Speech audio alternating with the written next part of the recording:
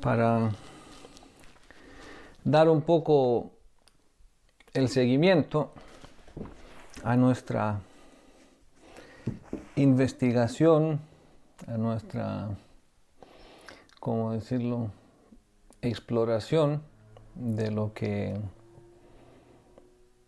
es ese tema de los Vedas, que es un tema muy amplio, que es un tema muy sagrado, que es un tema muy secreto y al mismo tiempo también un tema muy delicado. ¿Por qué delicado? Porque aquí estamos manejando términos como conocimiento, verdad, verdad absoluta. Eso no son, digamos, palabras suaves. Sabemos en ese mundo también hay ciertas cosas como que uno quiere saber quién los maneja y cómo los maneja. Una arma en la mano de diferentes personas representa o genera una totalmente diferente impresión en nosotros. Una arma en la mano del policía es una cosa y una arma en la mano de un ladrón, un asaltante, genera diferente impresión. Entonces sí, importa quién carga la arma. Así también importa quién carga el conocimiento. Importa cómo carga el conocimiento, para qué carga el conocimiento, cómo está usando el conocimiento. Porque sabemos el conocimiento puede ser bien usado. Conocimiento es por el bien. Pero para eso se requiere, digamos, personalidad, carácter, ¿no? Y se requiere el conocimiento. El conocimiento forma el carácter. Significa un carácter sí es o la personalidad de alguien, sus características, su naturaleza, sus cualidades, son un resultado de conocimiento bien aplicado. Y también son una garantía para que el conocimiento se aplica de manera adecuada. Pero solo el conocimiento como tal, pues está al alcance de todo. Están los libros, están las charlas, todos pueden escuchar, todos pueden leer, todos pueden tener este conocimiento. Pero todavía queda la pregunta, ¿qué van a hacer? ¿Para qué necesitan este conocimiento?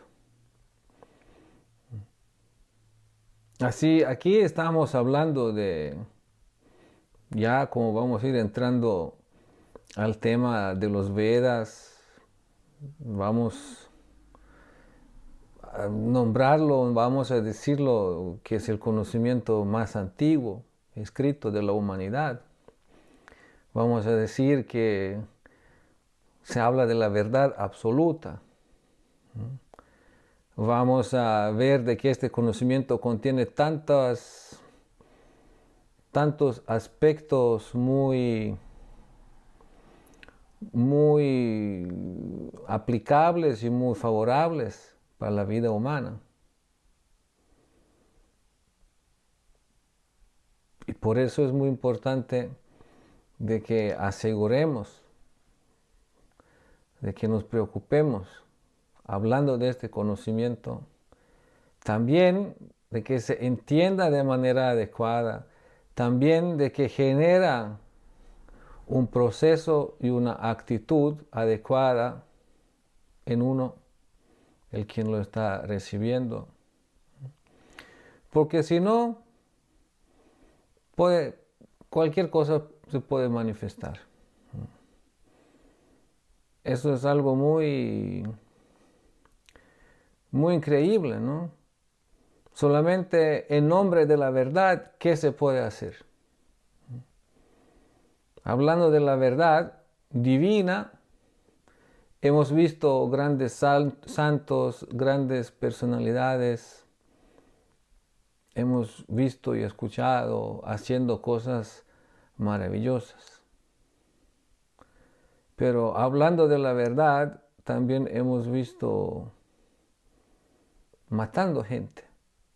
Personas diciendo que tienen la verdad y que ellos conocen la verdad y en nombre de la verdad, en nombre de la fe, ¿no?, están matando a otros. Lo que a muchos ha llevado a pensar, pues la religión no sirve para nada, la fe es, ¿no?, el opio para el pueblo o cualquier otra conclusión que han tomado de esto. Pero eso no es la fe, eso no es la religión, eso no es este conocimiento, sino eso son las personas que lo usan de una manera inadecuada. Y claro, no siempre hay estos extremos, ¿no?, de los talibanes o cualquier tipo de fanaticismo, no. Esos son extremos. Pero a otros niveles también hay muchas áreas, muchos aspectos en donde podemos malentender, malinterpretar y mal usar de este conocimiento. Por eso es muy importante no simplemente decir esto es el conocimiento y esto dice, sino tratar y trabajar en esta otra parte que es la formación del carácter o la educación adecuada para relacionarse con un conocimiento tan extraordinario. Por eso la vez pasada, hablando de la cosmología, de los Vedas, ¿no?, hablamos primero de lo que es la cosmología en general. Hablamos de nuestra realidad y nuestro punto de partida. Hablamos de la manera como nosotros desde nuestra perspectiva percibimos todo lo que está alrededor de nosotros. Y también cómo desde esta perspectiva podemos llegar a percibir lo que es el conocimiento védico. Percibir o percibirlo de una manera equivocada también. Por eso no es a la ligera. Y por eso estamos hablando como un poco alrededor también, por decirlo así, del tema, para darnos cuenta de que hay muchas implicaciones. Hay muchas implicaciones, muchos filtros y muchos aspectos a considerar, reconocer, dejar de un lado, superar, para poder aceptar y digerir y realizar lo que es el conocimiento védico. Así, hoy vamos a hablar del encuentro de los Vedas con el Occidente. Nosotros somos el Occidente.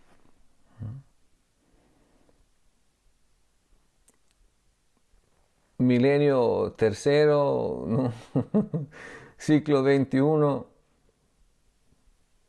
un mundo como está, ¿no?, con una cultura global, etcétera, ¿no? Y estamos ahora viendo cómo acercarnos al conocimiento de los Vedas, ¿no? Pero a través de la historia hubo varios acercamientos. Significa en diferentes etapas, sí, el Occidente se ha encontrado con los Vedas. Y estos encuentros fueron algo lo que ha fortalecido y favorecido mucho, incluso al mundo moderno. Pero también hubo aspectos en donde, basado en lo que la gente entendía de los Vedas, se han hecho grandes especulaciones e incluso grandes daños. Como muchos de ustedes saben, por ejemplo, el nacionalsocialismo, los nazis, el Hitler y su grupo han buscado y se han referido mucho a diferentes aspectos védicos, por decirlo así, empezando con la svástica, el símbolo que han tomado, después la idea, el concepto de los arios, ¿no? Y muchos otros aspectos también. Creo que vamos a llegar también a hablar un poco de este tema también, solo para mostrar un ejemplo cómo uno puede malentender las cosas. Entonces hay estos ejemplos también. Entonces se necesita diferenciar bastante y analizar y ver desde dónde uno está acercándose, desde dónde a uno está llegando este conocimiento, de qué manera, etc. Así, por eso hemos definido y decidido de hacer estos temas preliminarios antes de que la próxima vez vamos a hablar del origen de los Vedas, también un poco pasando la historia para llegar a hablar del origen de los Vedas y en su significado, por decirlo, espiritual. Aquí las etapas y formas de encuentro. Significa, vamos a hablar de diferentes etapas, de 3 etapas en donde hubo un encuentro del Occidente, lo que nosotros consideramos Occidente, aunque esa palabra también tocaría definirla un poco mejor, pero digamos del mundo que no es al occidente de la India, incluyéndonos a nosotros y incluyendo las culturas que son las culturas del occidente, las bases de la cultura del occidente, e incluso la cultura del Islam, que también en este sentido, vamos a ver, es vinculada también con el occidente en relación a ese tema. Y no solo a ese tema, sino también, sabemos, el Islam como tal es una religión abrámica, significa familiarizada o de la misma raíz que la religión cristiana o judía. Pero bueno, en las etapas, las que vamos a mencionar, ¿no? Son esas 3 etapas, significa el occidente, representantes del occidente en la India. Significa los que han llegado a la India y los que tuvieron sus encuentros con los Vedas, con la cultura védica en la India. Después la voz, yo lo llamé la etapa de la voz, significa son aquellos quienes escucharon de los Vedas, quienes no fueron a la India directamente, pero estando en el occidente, escucharon sobre los Vedas. es la segunda etapa. Y la tercera etapa, vamos a hablar de los representantes del pensamiento védico, quienes han llegado al occidente. Significa la primera etapa son los occidentales que van a la India. Segunda etapa son los occidentales que están en el occidente, pero reciben la voz y el mensaje de los Vedas. Y la tercera etapa son los representantes del pensamiento védico que vienen al occidente. Y de las formas de encuentro, aquí mencionamos, significa los motivos y las circunstancias bajo cuales se han dado estos encuentros. Fue de la exploración, significa en búsqueda de. Fue la diplomacia, significa en el contexto político la necesidad de interactuar con el dominio en donde estaba la cultura védica. El comercio significa el encuentro de las diferentes misiones comerciales, por decirlo así, ¿no?, que han llegado en el entorno en donde estaba presente la cultura védica. La conquista significa es la ocupación de espacios, ¿no?, en donde estaba presente la cultura de la India. Y misión o predicación, prédica, significa en donde alguien fue con el propósito de propagar y predicar su fe o su creencia en el entorno en donde se encontraba la cultura de los Vedas. Para mí en lo personal eso es un tema muy, muy interesante. Muy interesante y al mismo tiempo entrando, ¿no?, en la búsqueda y analizando bien el tema, nos vamos a encontrar con ciertas cosas, con ciertas ideas, ciertas enseñanzas, las que nos van a parecer un poco extraño, más que todo si ya estamos familiarizados con las enseñanzas. Porque muchos de nosotros, mayoría, ya han leído, ya han estado vinculados y ya han recibido este conocimiento mayormente a través de una tradición espiritual con el enfoque a la práctica espiritual. Pero ha recibido este conocimiento con ciertas explicaciones también sobre asuntos, digamos, relativos, históricos, ¿no?, geográficos, etc.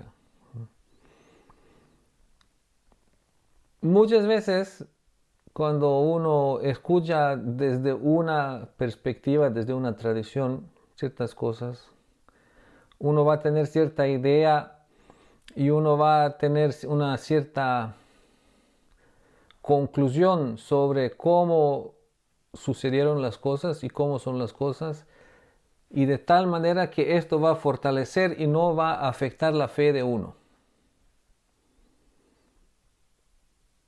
Pero cuando uno escucha de otras fuentes, ¿no?, eso es, por decirlo así, en una tradición religiosa, depender únicamente, ¿no?, de las fuentes religiosas internas de la tradición, que pueden ser, digamos, correctas científicamente, académicamente, pero no necesariamente. Es un gran desafío cuando nosotros aceptamos una fe y esta fe presentada en base a ciertas conclusiones o ciertas verdades, digamos, científicas, cuando nos encontramos con otras verdades científicas, digamos, entonces eso es un gran desafío, porque esto podemos incluso sentir como un desafío a nuestra fe, lo que de hecho no es, sino simplemente es un desafío a ciertos números, desafío a ciertas ideas, explicaciones sobre asuntos que son relativos y que no tienen nada que ver con, ¿no? con la fe como tal. Porque en una tradición, como por ejemplo la tradición Vaishnava que muchos han conocido, existen verdades espirituales. Son verdades espirituales de los que se trata. Pero al mismo tiempo se presentan también, ¿no?, verdades materiales, verdades científicas. Y es inevitable de que en algún momento podemos llegar a encontrarnos con diferentes opiniones. Lo que significaría en ese sentido diferente opinión sobre de lo que a mí me han dicho, de lo que yo he leído, sentimos eso como un ataque, ¿no?, a nuestra fe en una tradición. Voy a dar un ejemplo, famoso ejemplo, real. Cuando A.C. Bhaktivedanta Swami Prabhupada, un representante como de la tercera etapa que vamos a hablar, de las tradiciones védicas, llegó al occidente y habló, presentó el Srimad Bhagavatam, presentó la filosofía del Vaishnavismo. En el Srimad Bhagavatam también presentó la descripción del universo. Y en esta descripción del universo del Srimad Bhagavatam se menciona o se explica que la luna está más lejos de la Tierra que el Sol. Significa que el Sol está más cerca y la luna está más lejos. Entonces cuando salió este tomo del libro, que es un libro publicado en varios tomos, cuando salió y cuando las personas leyeron esto, aunque habían aceptado esta revelación o esta fuente, estos libros como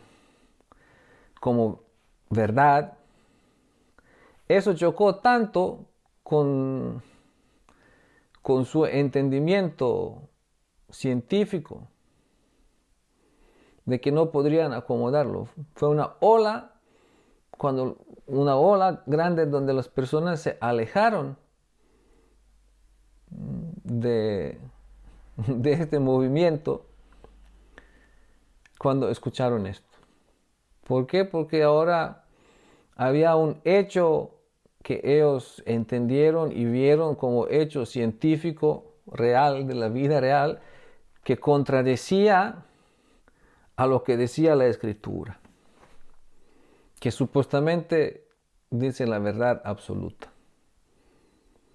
Entonces tenemos que saber, muy importante, hablando de la tradición espiritual, de las Escrituras, de la tradición espiritual, significa existen verdades espirituales y existen verdades científicas, materiales. Y ahora si la Escritura incluso no dice lo que nosotros consideramos como una verdad material, eso no disminuye la verdad espiritual en esta Escritura. Eso es muy importante. Lo que no significa de que ahora va a estar equivocado en todo. Lo que no significa de que no haya una explicación para todo lo que se dice, por qué se dice. Pero tenemos que tener eso presente. De que aunque se habla de verdad absoluta, aunque se habla de verdades espirituales, ¿no?, puede haber contradicciones de lo que se va a escuchar en el mundo, lo que se va a escuchar, ¿no?, de la ciencia. Así, viendo esas diferentes formas de encuentro y escuchando algunas historias sobre esos tiempos y estos encuentros, nos vamos a dar cuenta de que sí, hay diferentes opiniones. Y algunas de estas van incluso a contradecir lo que nosotros, los que ya hemos estado conectados con esta filosofía, hemos escuchado y lo que hemos aceptado como verdad y lo que hemos repetido muchas veces como verdad ante los demás. Y lo que es válido, ¿no?, al mismo tiempo, ¿no? Entonces aquí, hablando de la primera etapa, vemos aquí una línea de tiempo mostrando algunos eventos importantes en el encuentro del occidente. Yo voy a hablar ahora de la India. ¿Por qué? Porque es ahí en donde los Vedas quedaron preservados.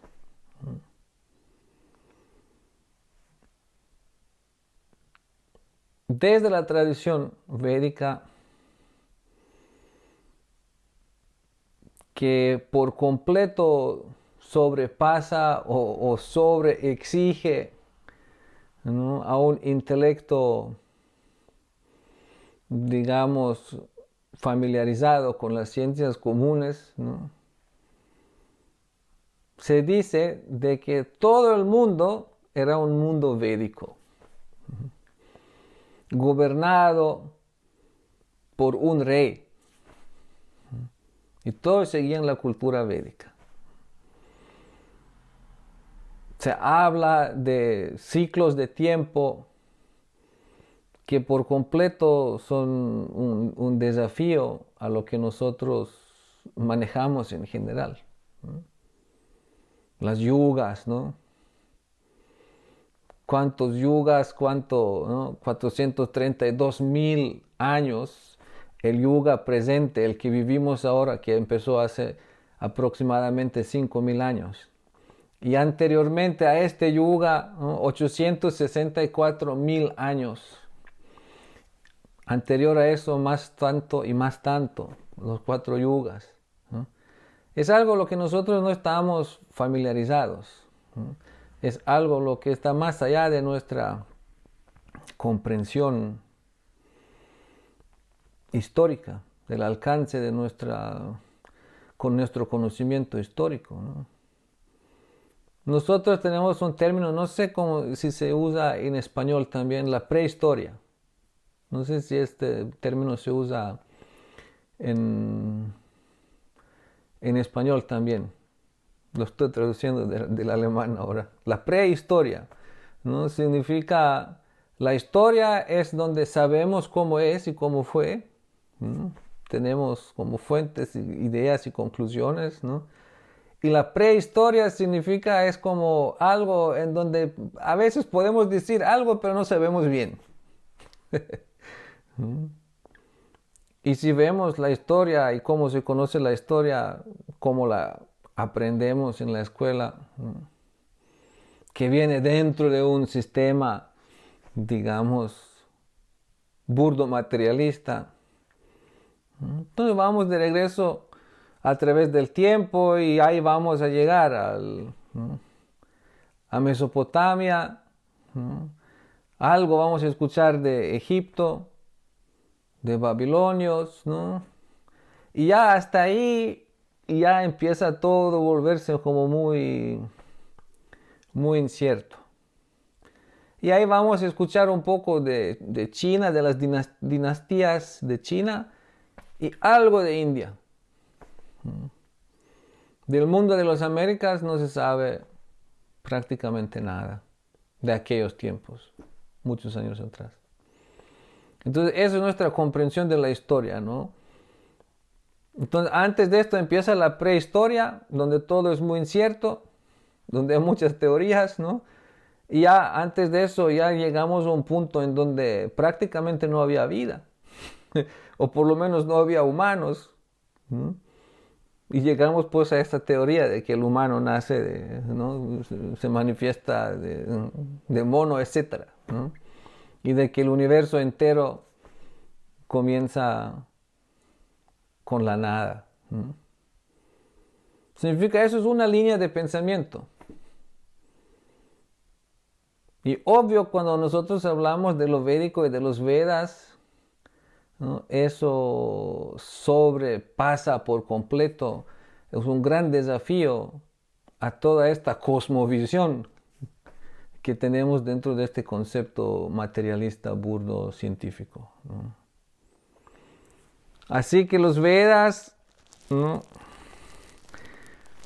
Sí hablan de esto, hablan de estos tiempos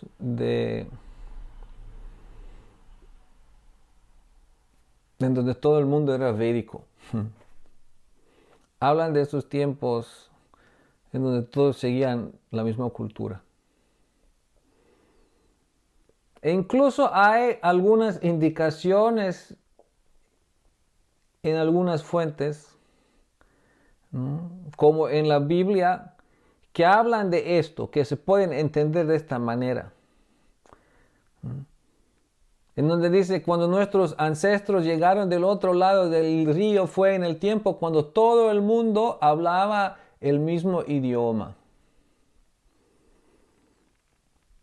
Significa que todo el mundo hablaba el mismo idioma, significa era la misma cultura, por lo menos la misma lengua se hablaba, y la lengua es una expresión de cultura. Hay en dos lugares en la Biblia se menciona. Entonces sí hay esas indicaciones, pero no se sabe bien, ¿no? Hay algo lo que podemos decir que es como un velo que tapa la vista para poder ver mucho más, digamos, al pasado. Pero sí, hay ciertos descubrimientos en el día de hoy, ¿no? Que de hecho hay un libro que fue publicado hace varios años atrás, La arqueología prohibida, que muestra diferentes tipos ¿cómo se llama? Encuentros o diferentes tipos de findings, ¿no? De arqueológicos, encuentros arqueológicos que por completo desafían nuestra comprensión de la historia. Pero de eso no se habla, ¿no? Se llama, por eso se dice prohibida, la arqueología prohibida. Recientemente, hace como unos 15 años atrás o algo así, por ejemplo, encontraron en Bosnia, aquí cerca de acá, donde yo viví, mi familia es de allá, encontraron unas pirámides que por supuesto por la ciencia no son reconocidas como algo antiguo, pero por algunos científicos y por la presentación, cuando uno ve esto, escucha, es totalmente cuerdo todo. Y parece ser tan real. Y lo datan a 20.000 años atrás, 30.000 años atrás. Lo que no encaja con nuestra comprensión de la historia. Significa sí hay este velo, ¿no? Y más allá muy difícil de entender, más allá muy difícil de ver. Y tampoco es necesario especular. Pero es importante para desafiar nuestra comprensión presente y para romper con ciertas limitaciones que quizás podemos tener en el presente. Pero aquí en lo que vamos a ver, esta línea de tiempo presentando estos encuentros del occidente con la India, con la cultura védica.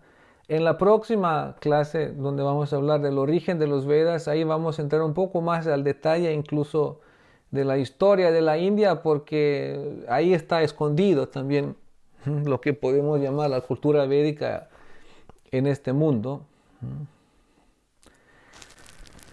Pero aquí ya estamos hablando de las tierras, de la área que nosotros conocemos como India, y con su cultura védica, en donde los Vedas ya están. Ahí estamos empezando con el siglo 4 antes de Cristo.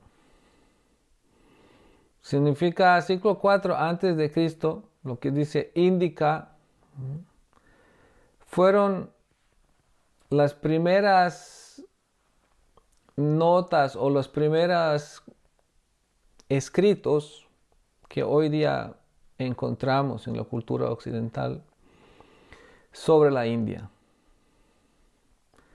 En aquel tiempo la Grecia. De hecho, antes del siglo IV, en el siglo VI, antes de Cristo, había un escritor griego que había viajado a la India y que había hecho algunas notas. ¿Cómo se llama eso? Cuando antes hacían esos, viajaban y hacían las notas. No sé en español la palabra. Entonces cuando él regresó, ¿no? Entonces ahí sus descripciones que había dado, lo que había visto en la India, fue algo lo que sí llamó la atención a la gente. Y desde aquel tiempo, incluso los griegos percibían a la India como un país, ¿no?, de ciertos milagros, ¿no?, como un país de muchas cosas irracionales, ¿no?, como un país de seres no convencionales, ¿no? Los griegos en aquel tiempo ya tenían esa idea, ¿no?, de la, por decirlo así, la India misteriosa. Entonces en el siglo IV, lo que es conocido aquí como Índica, ¿no?, son descripciones de un escritor griego que incluso dejó entrar algunos de esos aspectos, ¿no?, en algunas obras que han presentado, ¿no?, sobre, es la India, este país lejano, tal y tal cosa, ¿no? Porque todavía había mucha distancia, digamos, las culturas no estaban, no se tocaban, ¿no? Todavía había entre los griegos y su cultura y entre India había toda una gran área, ¿no?, con una otra cultura que era como en medio de, ¿no? Hoy día las culturas están muy compenetradas por el idioma del inglés, ¿no?, por la cultura del Hollywood, ¿no?, por la globalización como la hemos visto y como lo hemos vivido y conocido, ¿no? Entonces las influencias se pasan muy rápido. Pero aquel tiempo estamos hablando de culturas establecidas, ¿no?, ortodoxas, homógenas, muchas veces, ¿no?, dentro de un marco, digamos, religioso, Entonces eso era mucho menos, ¿no?, compenetrable. Solo así algunos que viajaban y conocían, ¿no?, en este modo de exploración, podían traer algunas descripciones, ¿no? Entonces en aquel tiempo, ¿no?, ya habían algunos escritos y en algunas obras que se hablaba de la India, pero era todo como desde muy lejos, porque todavía no se sabía bien. Por eso viene la próxima etapa, significa tiempos de Alejandro Magno, el famoso conquistador, ¿no?, quien sobrepasa esta distancia entre la Grecia, o Macedonia, mejor dicho, ¿no?, y la India, conquistando el reino de los persos, que estaba en medio de. Y llegando prácticamente a lo que nosotros conocemos hoy día como India. De hecho, el término, la India como tal, la palabra India, el nombre India, que hoy día también se usa para el país de la India, viene de los griegos. Y con este nombre ellos se referían a todas las tierras detrás del río Sindh, o el río Indus, que nosotros conocemos como Indus. Significa India, significa las tierras detrás del río Sindh. Y los hindús, eso viene más de los árabes después, eso se refería a toda la gente y todas sus creencias de esta gente que viven detrás del otro lado del río Indus, o Sindh, como ellos lo llamaban. Entonces ya con la conquista de Alejandro Magno y llegando a esas tierras hubo un enfrentamiento. Incluso él conquistó ahí a un gran rey de las tierras de la India, a quien después, por haber luchado tan valientemente, no lo mató, sino más bien lo dejó gobernando, lo dejó como rey, pero subyugado a él. Significa Alejandro Magno fue el quien entró y conquistó diferentes tierras de lo que hoy día conocemos como India y las que aquel tiempo estaban bajo la influencia de la cultura de los Vedas. Y como él después se retiró, su vida tomó, la historia de él tomó su camino, ¿no?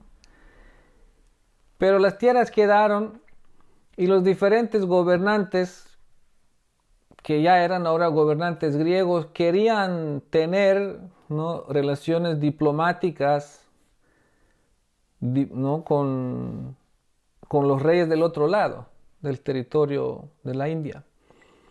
Y de aquel tiempo hay varios historiadores, varios reportes de griegos quienes estaban como embajadores en las tierras y terrenos de los diferentes reyes, y ellos mandaban o escribían, y en fragmentos estos reportes existen, en donde ellos explican, ¿no?, cómo fueron recibidos, ¿no?, cómo son los hindúes, qué es lo que hacen, etcétera, cómo manejan sus asuntos del Estado. Algunos de estos quedaron, algunos fragmentos, y hay una publicación en alemán en donde uno puede encontrar algunos de estos fragmentos de la historia, ¿no?, de la historia de los historiadores griegos, ¿no?, en fragmentos. Entonces de ahí hay algunas ideas que quedaron en el occidente, pero fueron muy de fragmento, muy poco. Significa no algo muy significativo para nosotros hoy. Pero sí, algunas ideas podemos tener, ¿no? Algunos dicen que quizás están sobre exagerando porque fueron bien tratados por los hindúes, entonces después escribieron tan cosas bonitas, pero no, incluso un delegado, un embajador de los griegos estuvo con el gobernante Ashoka. Ashoka es el famoso rey, el Mauro, en la India, quien logró unir gran partes del reino, mantenerlo unido, expanderlo, ¿no? Y es el famoso como el rey quien expandió el budismo. Significa, él como rey luchaba y expandía su territorio, pero después de una batalla dice que quedó tan traumatizado que tuvo algún cambio interno y que se comprometió con el budismo y con la no violencia. Después se volvió un entusiasta en expandir el budismo, pero a su estado lo organizó bajo principios de la no violencia, bajo principios de ¿no? de ser correcto socialmente, de apoyar a todos, ¿no? Entonces sí, uno de estos historiadores griegos o embajadores griegos cuando va, él llega justo a tiempo de este rey y su descripción, la que suena como muy romántica por decirlo así y que muchos desafían de que pudo haber sido así, sí, podría haber sido, ¿por qué no? Porque el rey se comprometió con principios de no violencia y quiso organizar su estado así, y la cultura de la India siempre ha mostrado ciertos aspectos muy específicos de manera como tratar con los invitados, ¿no? Incluso decía ahí, si un extranjero en su país dice abandona el cuerpo, entonces todas sus pertenencias son llevadas al país de su origen y entregadas a sus familiares y cosas así que ellos no podrían imaginarse de que alguien vea así las cosas y que manejen así las cosas. Pero son algunos fragmentos, ¿no?, que quedan ahí con algunas ideas de que cómo debe haber sido la India de aquel tiempo. Una otra etapa aquí que vemos está relacionada con la columna de Heliodoro. Entonces la columna de Heliodoro, eso viene más o menos del año de 100 antes de Cristi. Y es una columna, aquí la tenemos, que está en el lugar Vidisha. Vidisha es Madhya Pradesh, es área central. Fue restaurada, pero aquí encontramos esta inscripción que está en letras Brahmi de aquel tiempo que se usaba, el idioma de Prakrit, que era el idioma que se usaba comúnmente. Sánscrito era más el idioma de las escrituras, pero este era el idioma más usado entre las personas. Entonces este embajador griego, Heliodoro, también podemos decir que es conocido como el primer Vaishnava occidental. Estamos hablando del año 100 antes de Cristi. Y la inscripción en la columna dice: esta columna Garuda de Vasudeva o Vishnu, el dios de los dioses, fue erigida aquí por Heliodorus, un adorador de Vishnu, el hijo de Dion y un habitante de Taxila.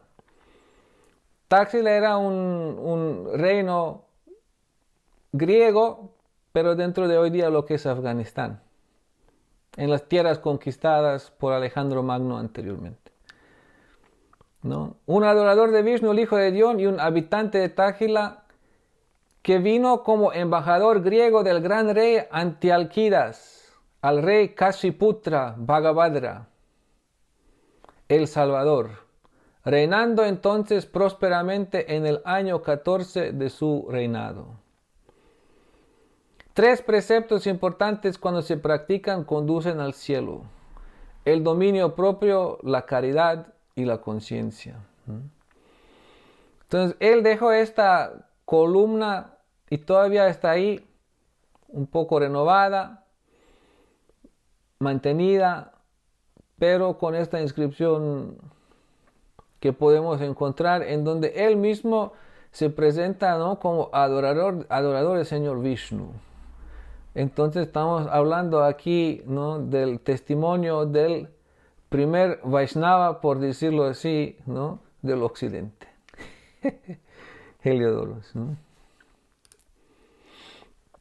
Entonces, columna de Heliodoros significa esta época en donde en la India encontramos esta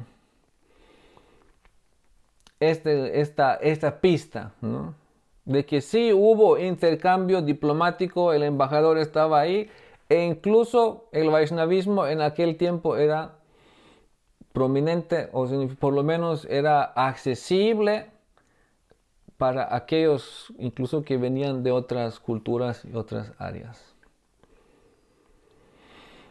Después, otra fecha importante en este encuentro del occidente, lo que consideramos cultura del occidente con la India, es el año 52. Es cuando el apóstol Tomás llega a la India, en sur de la India, en Kerala. Yo estuve en ese lugar en donde él desembarcó. Estamos hablando del año 52. Vemos, Alejandro Magno vino como conquistador. Heliodoro vino como embajador. Los autores anteriores griegos llegaban como historiadores, llegaban como exploradores, ¿no?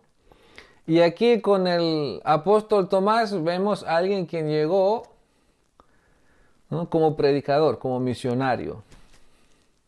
Y quien estableció, de hecho, su misión, y todavía hay cristianos, ¿no?, de esta escuela del apóstol Tomás en sur de la India. Cuando uno va, yo estuve en algunas de esas iglesias, ahí, cuando uno los ve, parecen más a templos que a iglesias, lo que nosotros conocemos como iglesias, ¿no? Están los flores, están los inciensos, no son iglesias como nosotros aquí vemos después las iglesias romanas, etcétera, ¿no? Otra forma del cristianismo que se manifestó ahí. Pero eso fue un encuentro, y él, después de pocos años de prédica y misión ahí, él se murió en el sur de la India, ¿no? Significa, eso fue un otro encuentro, ¿no? Después, el próximo encuentro que se da del occidente hacia India está en el siglo VIII, las primeras invasiones de los árabes. Significa, habían entrado, después se habían retirado, después los mongolos los atacaban, los debilitaban, nunca pudieron establecerse, pero eso fue también un impacto en un encuentro que se generó ahí entre la India, la cultura védica, y el occidente, ¿no? Ahí muy importante de considerar. Y después, ya en los años, ya vienen diferentes etapas de conquistas. Después de eso, prácticamente India quedó para siempre conquistada, hasta el siglo pasado, ¿no? Pero es muy interesante ahí de considerar y ver lo que es todo un tema aparte, de hecho. Cuando hay una cultura y hay una otra cultura, y esta cultura invade, ¿no?, la otra. Entonces suceden dos cosas, dos efectos. Una, a través de la invasión viene una cierta influencia a la cultura, cierta imposición. Y al mismo tiempo viene también un reflejo cultural. Un reflejo significa una reacción interna ¿m? a cierta, ¿cómo decirlo? A cierta imposición, a cierto efecto, ¿no? Entonces, a partir de ahí, tenemos la cultura de los Vedas y tenemos las diferentes, ¿no?, invasiones.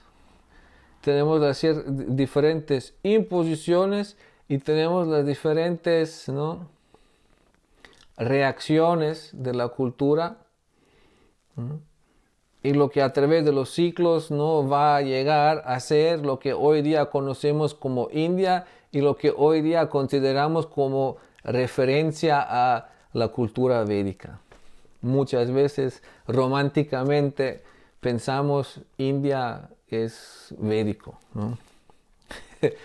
Pero estamos hablando de tantos ciclos y tantas imposiciones y reacciones y distorsiones de que no es de nada correcto decir eso.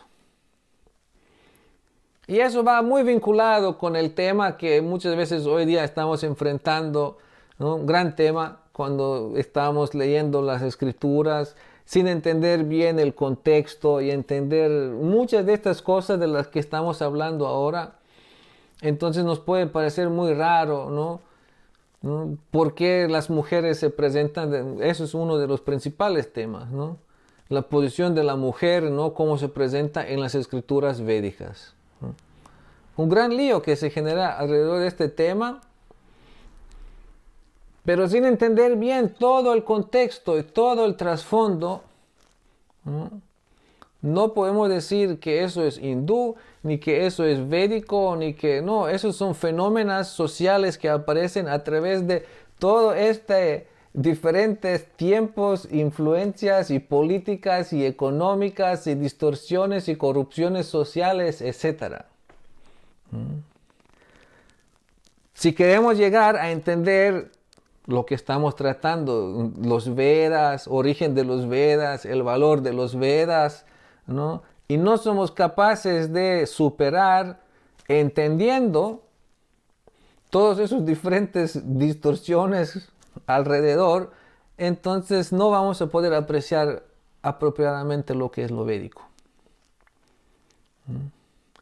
Y en ese sentido, por eso es importante, eso es lo que estamos tratando de presentar aquí. Vamos a dar seguimiento la próxima semana con Al-Biruni. Eso es uno de los, o el primero fundador de la ciencia de indología.